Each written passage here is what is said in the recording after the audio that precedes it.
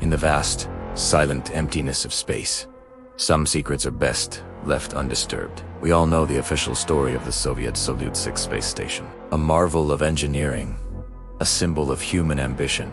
But what if I told you there's another story, a darker one, buried deep within classified archives? This is the tale of a mission that never officially happened, and a discovery that nearly cost us everything. The year is 1985. The Cold War is at its peak, and the space race is far from over. Officially, Salyut 6 had been deorbited years earlier, but unofficially, it was repurposed for a clandestine mission known as Project Chimera.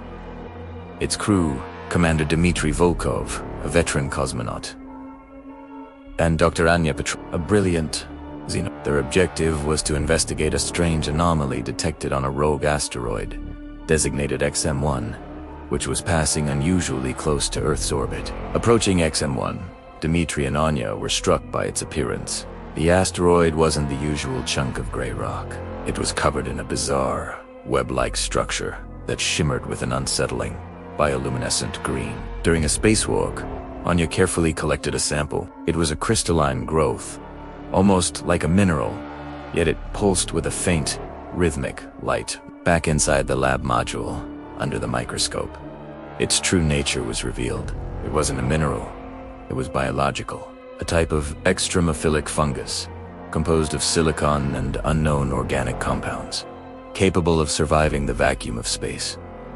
Anya was ecstatic. This was the discovery of a lifetime. The sample was placed in a sealed containment unit. For the first few days, it remained dormant, but the controlled environment of the space station, the warmth, the oxygen, the moisture in the air seemed to waken it. It began to grow, slowly at first, then with alarming speed. The delicate crystalline structure morphed into a thick, black mold, spreading across the inside of its glass container. It started pulsing more intensely, the green glow becoming a hypnotic, almost predatory beacon in the dimly lit lab. Dmitry grew unesi. He reported his concerns to mission control, but the directive was clear. Continue observation. The scientific value was deemed too great. Anya, consumed by her work, barely slept. She documented every change, every new tendril that snaked across the glass. She noticed something else, too. The fungus seemed to be communicating, not with sound, but with light. The pulses weren't random. They were patterns, complex and repeating. It was as if it was learning, adapting, watching them. Then, the first containment breach happened. A hairline crack, likely caused by the fungus exerting pressure from within. A single, microscopic spore escaped. In the zero-gravity environment, it drifted unseen, a silent harbinger of doom. The first sign of trouble was the station's life support system. The air filters began to clog with a strange, dark residue. The humidity levels spiked. A faint, earthy smell, like a damp cellar, permeated the recycled air. Dmitry felt a constant, low-grade headache, a pressure behind his eyes. Anya became increasingly withdrawn, her fascination turning into obsession. She spent hours staring at the main growth, sometimes talking to it, her voice a low whisper. Then the hallucinations started. Dmitry would see fleeting shadows in his peripheral vision, dark shapes that vanished when he turned to look. He'd hear phantom whispers over the comms, distorted voices from a static-filled void. He confided in Anya, but she dismissed it as stress, the psychological toll of long-duration spaceflight.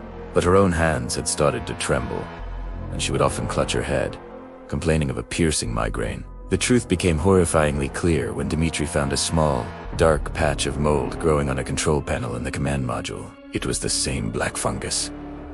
It was outside the lab. It was spreading. Panic set in. He contacted mission control, his voice strained. The response was chilling. A new directive. Top secret. Protocol 0. In the event of an uncontrolled biological contaminant, the crew was to scuttle the station and ensure the organism did not, under any circumstances, reach Earth. They were considered expendable. They were on their own. The fungus was now growing exponentially, fed by the station's organic materials and electrical energy. It covered entire sections of the walls in a pulsating, Lieben Kapet. The lights flickered as it drew power, plunging corridors into terrifying darkness punctuated by its eerie green glow. The station was no longer a machine. It was a living, breathing creature, and they were trapped inside its belly. Anya's condition deteriorated rapidly. The spores had taken root in her system. Dark veins appeared on her skin, and her eyes, once bright with scientific curiosity, now held a vacant, alien intelligence. She was no longer just Anya. She was a host, a puppet for the fungal consciousness. One evening, Dmitri found her in the lab, her hand pressed against the containment unit, which was now shattered. She turned to him, a serene smile on her face, and spoke in a voice that was hers, yet not hers. It's beautiful, Dmitri. It wants to share. It wants to. Dmitri knew he had to fight. He was no longer just a cup. He was the last line of defense for humanity. Armed with a fire extinguisher and a flare gun, he waged a desperate war against the spreading growth. He blasted it with CO2, trying to freeze it, only for it to regrow stronger.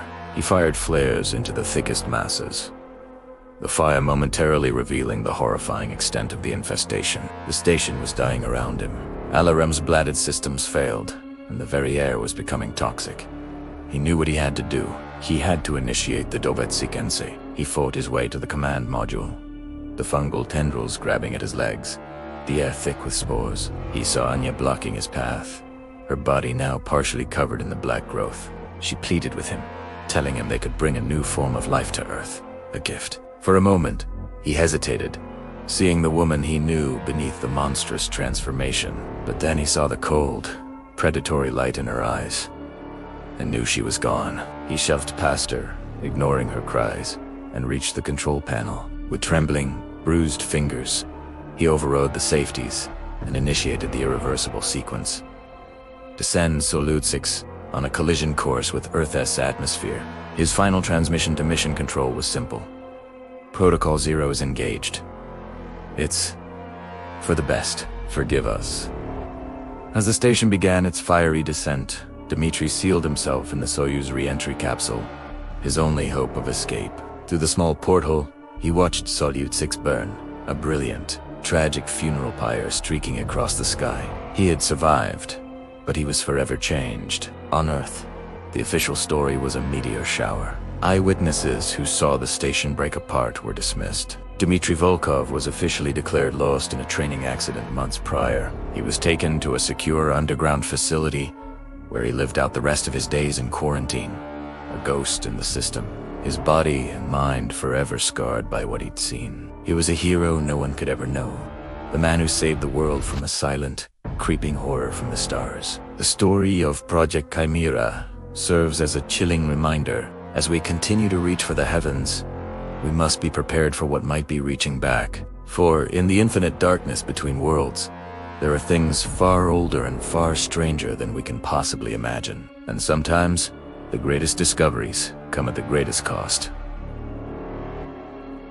Thanks for watching. If you found this story as fascinating and terrifying as I did, make sure to hit that like button and subscribe for more dives into the universe's greatest mysteries. See you next time.